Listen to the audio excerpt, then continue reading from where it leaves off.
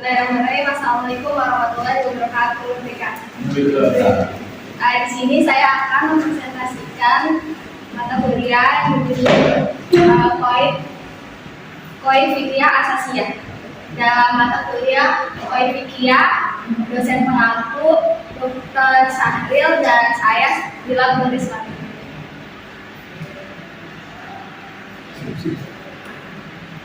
Apa itu Qawaid Fiqhiyah? Qawaid Fiqhiyah berasal dari dua kata, yaitu qawaid dan fiqhiyah. Qawaid itu adalah kaidah-kaidah atau aturan-aturan, sedangkan fiqhiyah itu berasal dari kata fikih atau paham. Jadi qawaid fiqhiyah itu bisa diartikan sebagai kaidah-kaidah atau aturan-aturan yang mengatur tentang perbuatan orang mukallaf. Orang mukallaf itu seperti apa? Yaitu orang yang sudah dibebani hukum dalam Islam, yang bisa membedakan yang benar dan yang salah. Selanjutnya, pembahasan kita akan membahas lima asas-asas yang ada di qawaid fiqhiyah. Yang pertama yaitu segala perkara tergantung kepada tujuan atau niatnya.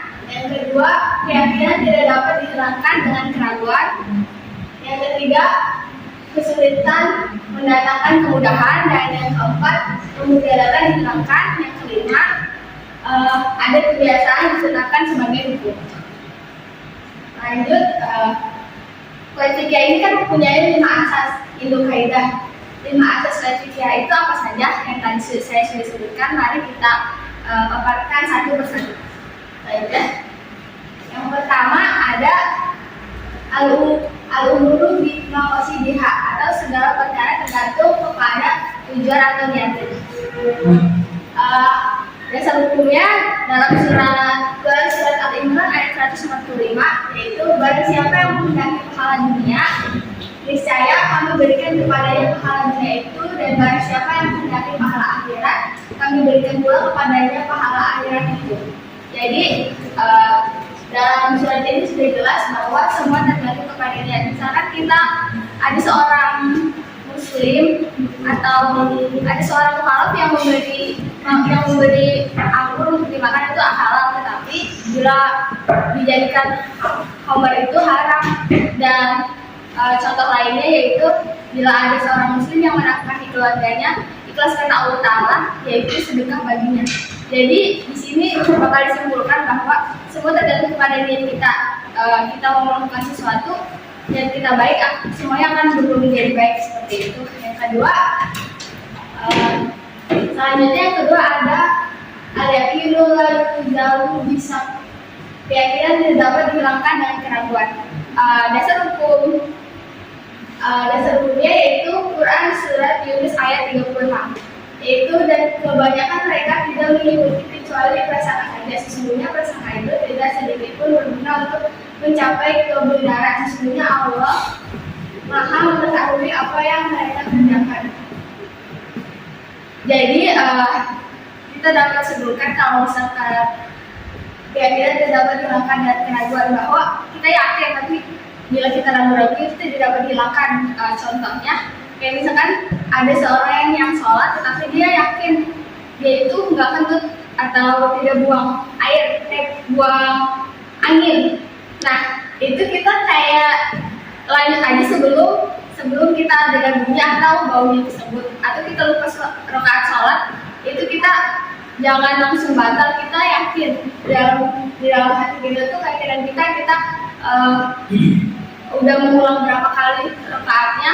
Nah habis selesai sholat kita baru sujud kita kepada Allah, tapi kita lupa rakaat sholat tersebut. Nah selanjutnya yang ketiga ada al-masyaqqah tajlibu asyira, kesulitan menyebabkan kemudahan. Nah dasar hukumnya itu Quran surat Al-Baqarah ayat 286. Allah Subhanahu wa Ta'ala tidak membebani seseorang melainkan sesuai dengan kemampuannya. Jadi asas yang ketiga ini Allah tidak membebani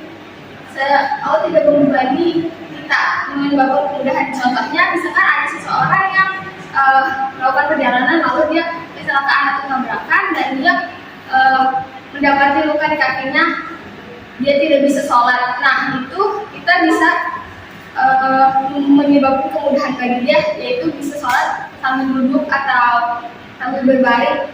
Yang pasti Yang pasti di dalam kasus ini itu tidak menyebabkan kesulitan, yaitu menyebabkan kemudahan. Seperti itu. Contoh lainnya kayak kita pergi ke suatu tempat yang jauh dan kita bisa mengkode sholat gitu.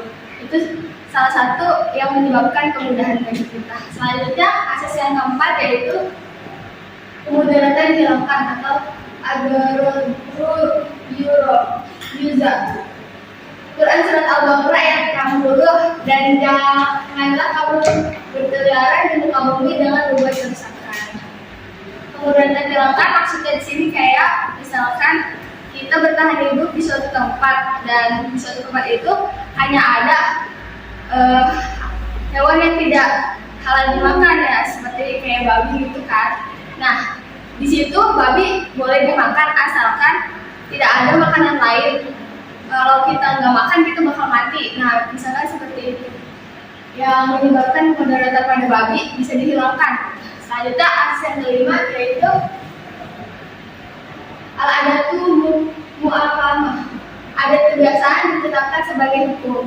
Nah, dasar hukum atas ini yaitu Quran surat Al-Baqarah ayat 228, yaitu Al-Quran pada surat, dan para wanita mempunyai hak yang seimbang dengan kewajibannya menurut cara yang ma'ruf. Akan tetapi para suami mempunyai satu tingkat kelebihan daripada istrinya, dan Allah Maha Perkasa lagi Maha Bijaksana. Nah, sudah jelas di sini ada kebiasaan, yaitu suami itu tulang punggung keluarga, dan dia juga mempunyai kewajiban dan kelebihan dari istrinya. Dia bisa mengatur semua rumah tangga yang ada di dalam keluarga tersebut gitu.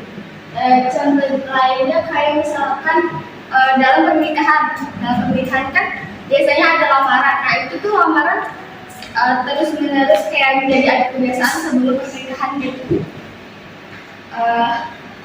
Nah, akses yang kelima ini sebagai akses penutup dalam koeksisi asasiah. Kurang lebihnya mohon maaf. Sekian presentasi dari saya. Assalamualaikum warahmatullahi wabarakatuh. Mereka